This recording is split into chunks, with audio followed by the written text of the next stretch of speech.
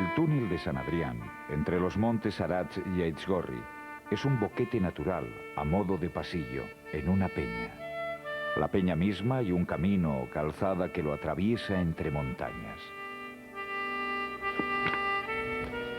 Descrito así, tan solo el túnel de San Adrián no pasaría de ser un hermoso paraje guipuzcoano. Sin embargo, el hombre ha escrito buena parte de su historia a través de este túnel. Vía natural entre Guipúzcoa y Álava, paso del Camino de Santiago, importante ruta comercial, enclave de gran trascendencia política, fuente de inspiración de libros y canciones. El túnel de San Adrián nos conducirá hoy a tierras alavesas. Pocas veces se conjugan la naturaleza y la actividad humana de una forma tan vital como aquí en el túnel de San Adrián.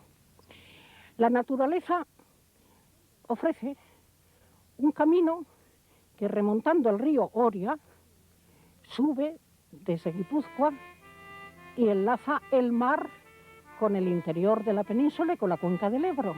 Y ofrece un paso utilizado por viajeros, peregrinos, comerciantes, reyes. ¿Y qué recuerda a estas gentes del túnel de San Adrián? Pues muchas veces miedos, dificultades. Y se acuerdan que cuando llegaban a lo alto de San Adrián, lo dicen las canciones de peregrinos, se acuerdan con nostalgia de lo que dejaron atrás, de sus familiares. Y lo recuerdan de una manera agridulce, porque han vencido una dificultad, se han superado. De ahí está el valor humano de este túnel.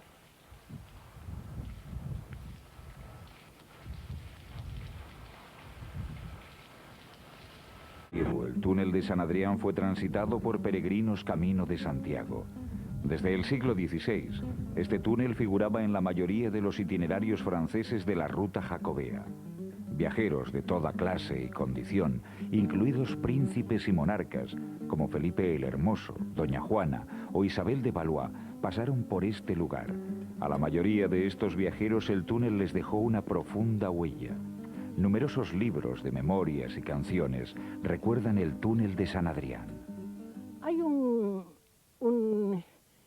peregrino que advierte y dice: al subir a San Adrián tendréis que llevar el caballo de la brida, tan difícil es la subida. A otros, meterse en el túnel para atravesarlo les parece que se meten en la boca del infierno, palabras textuales de memorias. Les asusta la oscuridad, pero en el túnel encuentran dos cosas. En la entrada del túnel hacia Guipúzcoa encuentran una posada donde se les da pan y vino. Dice una canción de peregrinos con mucha sorna. Dice: pero con tu dinero. Y encontraban también un refrigerio espiritual, una ermita. Por ejemplo, una gran señora, Madame d'Aulnois, se admira del paisaje y dice: en él reina el silencio. Es verdad. Otro, por ejemplo, un embajador, Andrea Navasiero, se asombra de los bosques. Un sastre, Manier, que viene en 1726, un francés, el sastre, acostumbrado a trabajar con telas, dice: el color, los colores que se ven desde allá arriba, dice, son como las más bellas tapicerías. Los que vienen de las zonas alpinas ven a veces San Adrián cubierto de nieve y dicen, hablan de la blanca cabellera y de las barbas endurecidas por el hielo, los regatos.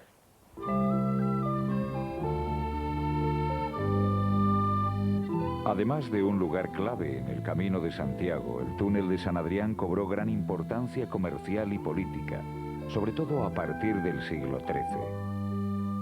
En el año 1200, concretamente, Alfonso VIII extiende los límites de Castilla ya definitivamente hacia estas zonas.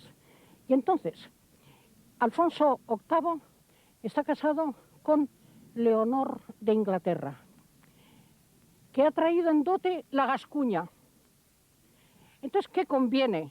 Un camino directo entre Castilla y Gascuña sin pasar por Navarra. Hasta entonces los caminos habían pasado por Navarra, porque esta zona había estado bajo la influencia navarra. Pero es que ahora hace falta un camino directo, y ese camino es el de San Adrián.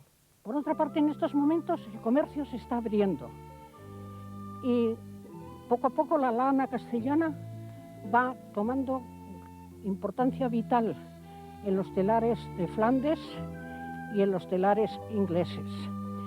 Vitoria es importante, estos caminos cobran importancia especial porque tienen otra cosa, embarcan lana, embarcan miel, embarcan cera, pero como retorno estos caminos llevan hacia Castilla el hierro de las ferrerías vascas.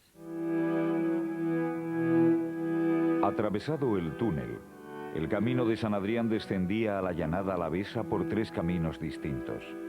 Los de Araya y Zalduondo confluían en Salvatierra.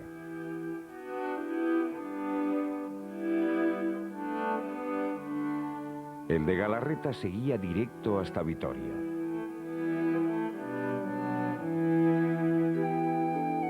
Se sabe que existieron varias fortalezas jalonando el camino de San Adrián.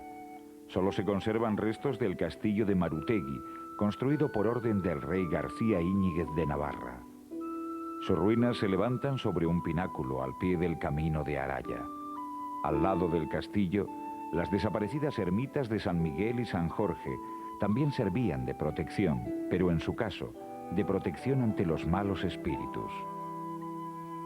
El castillo de Marutegui fue tan importante como defensa, no es muy grande, pero sí que es un elemento defensivo de primera categoría, porque defiende el paso de la Burunda, el paso de Guarte-Araquil. Y entonces por eso se consideró como una de las 4 fuerzas, una de las 4 manos que defendían Álava, Álava la Llana, como se llamaba entonces, en el siglo XVI, que es cuando se le da este nombre. Una de esas 4 fuerzas era el castillo de Araxes, entonces se llamaba Araxes o Araxa. Después se le ha dado el nombre de Marutegui. Otra era el castillo que estaba en el túnel de San Adrián. Esa era otra fuerza, otra mano en la defensa de Álava. Antes de entrar en Zalduondo, el camino medieval dejaba a la izquierda el despoblado de Aistra con su entonces parroquia, hoy ermita, de San Julián y Santa Basilisa. Esta ermita conserva uno de los restos medievales más notables del País Vasco. De sus posteriores añadidos en estilo románico muy primitivo, dan prueba los arcaicos canes que sustentan la cubierta exterior del presbiterio.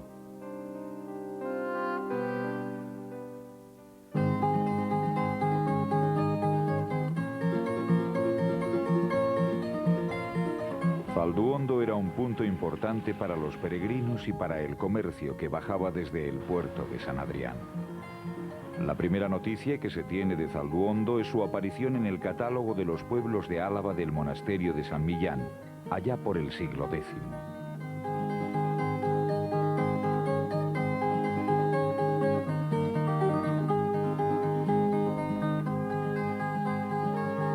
El centro urbano de Zalduondo lo ocupan la iglesia de San Saturnino, el actual ayuntamiento y el Palacio de los Lazárraga, un bello edificio del siglo XVI, conocido como la Casa de los Guisones.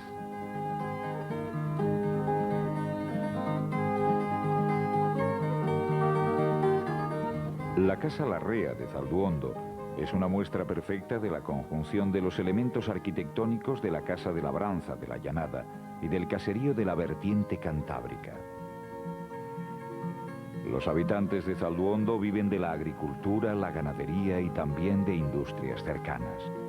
Precisamente en Zalduondo nació, dicen, uno de los personajes más famosos de Álava, Celedón.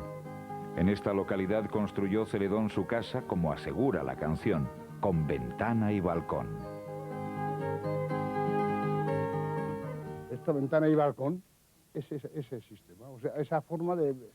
Y como esta es la casa del ayuntamiento, enfrente hay otra, con 2 paredes y este poquitín, hizo la casa, o sea que era un tío muy...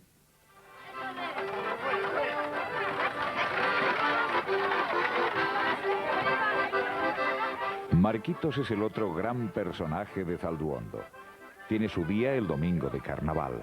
Marquitos paga los platos rotos de todo lo malo que durante el año ocurre en el pueblo. Marquitos es un muñeco que se hace todos los años y es como si diríamos el malo del pueblo. Entonces el día de carnaval se le saca a la mañana, se le da un paseo por todo el pueblo montado en un burro y como para que todo el mundo lo vea. Y luego se le empala aquí enfrente del palacio en un palo largo, pues para que esté expuesto ahí al público, que todo el mundo lo vea, ¿no? Que ahí está Marquitos el malo.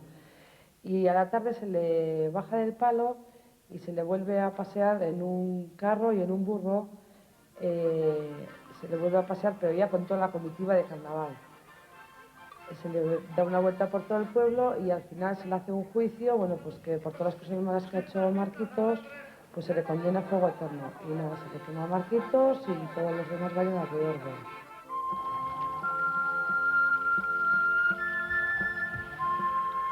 En dos de las salidas de Zalduondo hay un puente sobre el río Amézaga. Este es el de Chanoste. En el término conocido como Calzadausi, encontramos el más antiguo. Se trata del puente medieval de Zubizábal. A su lado, un crucero del siglo XVI con el escudo de armas de los Lazárraga indica el camino hacia Ordoñana y Salvatierra.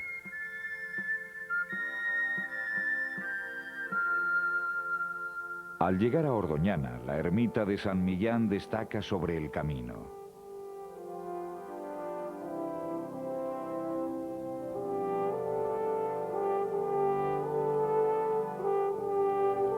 El camino de descenso de San Adrián a la llanada alavesa por Araya dejaba a la izquierda el monte Arach y el término llamado el Nacedero.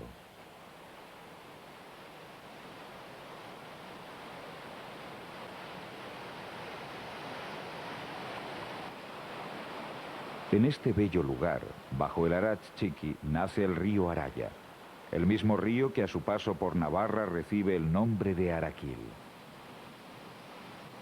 Aquí se encontraron unas aras romanas para el culto a las ninfas acuáticas, prueba de la intensa romanización de toda esta zona de Álava.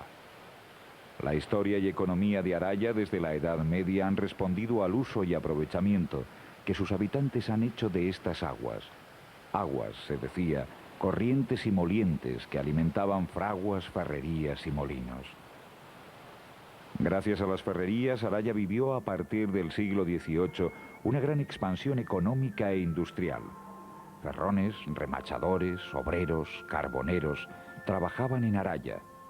Hoy, de aquel pasado industrial a orillas del río Araya, solo quedan las ruinas de la fundición Ajuria Urigoitia, nacida a mediados del siglo XIX.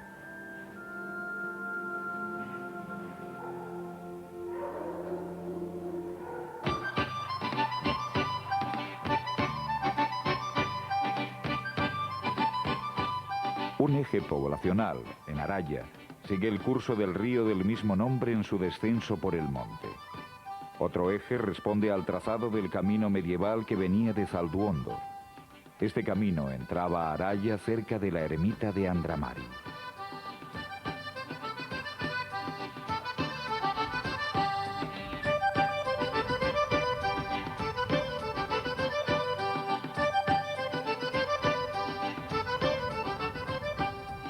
Desde Araya la ruta jacobea llegaba hasta Eguilad, importante encrucijada de caminos. Aquí se levanta el dolmen de Aizkomendi.